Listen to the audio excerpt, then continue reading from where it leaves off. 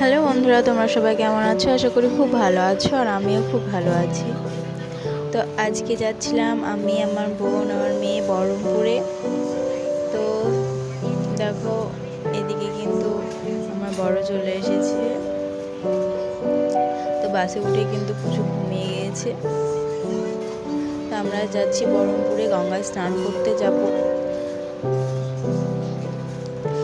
আমাদের বাবার বাড়িতে কালী পুজো হবে, তাই বোন আর আমি গঙ্গা স্নান করতে যাব। তাই আমরা সবাই মিলে চলে এসেছি। তো প্রায় বহরমপুরে পৌঁছে গিয়েছি। তো বহরমপুরে পৌঁছিয়ে দিদির বাড়ি গিয়ে খাওয়া দাওয়া করে মেয়েকে কিন্তু রেখে আমরা চলে এলাম কিছু শপিং করব। তো মেয়ে ঘুমিয়ে গিয়েছিল, তাই ওকে রেখে এসেছিলাম।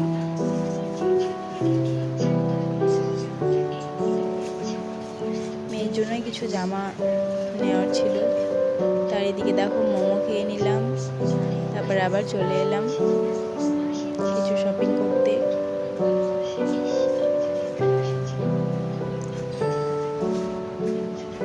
দেখো আমি এক সাইডে, আমার বর আর আমার বোন কিন্তু এদিকে গল্প করে যাচ্ছে। আমাকে তো একটু পাত্তাও দেয় না, সবসময় ওরা গল্প করতেই ব্যস্ত। তারপরে এই যে আমরা ডিনার করতে চলে এলাম রেস্টুরেন্টে। তাই এদিকে কিন্তু দিদি, রায়ান, আমার মেয়ে, দাদা সবাই চলে এসেছিল। আমার মেয়েকে দিদি এনেছিল, আমরা আর বাড়ি যাইনি। আর আমরা এখানে নিয়ে নিয়েছিলাম বাটার নান আর চিকেন ভর্তা। দুপুরে কিন্তু দিদির বাড়ি অনেক খাওয়া দাওয়া হয়ে গেছিলো, তাই আর খেতে ইচ্ছা করছিল না, আর কিছু নিইনি। কোল্ড ড্রিঙ্কস নিয়েছিলাম। তো এইদিকে দেখো চলে এসেছি, গঙ্গায় স্নান করতে যাব, তাই নৌক কাটতে। এই যে রায়ান চলে যাচ্ছে আগে আগে, নৌক কাটতে যাবো, তাই নিয়ে যাচ্ছে আমাদের। তো এদিকে গঙ্গা স্নান করতে চলে এলাম। ফার্স্টে কিন্তু আমি গঙ্গা স্নানটা করে নিয়েছি।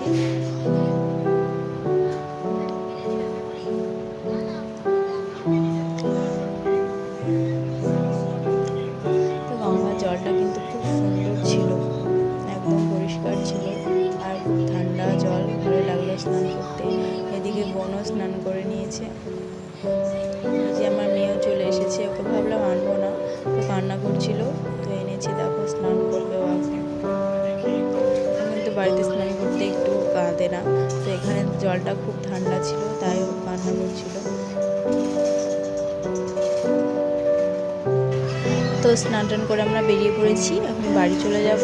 তো যাওয়ার সময় একটা ড্রেস ছোট হচ্ছিল, সেটাই চেঞ্জ করতে এসেছিলাম, এক্সচেঞ্জ করব। তো দেখো ওকে জামা পরাতে গিয়ে কি অবস্থা। তারপরে এদিকে আমরা বাড়ি চলে এলাম। আজকে ভিডিওটা এই পর্যন্তই।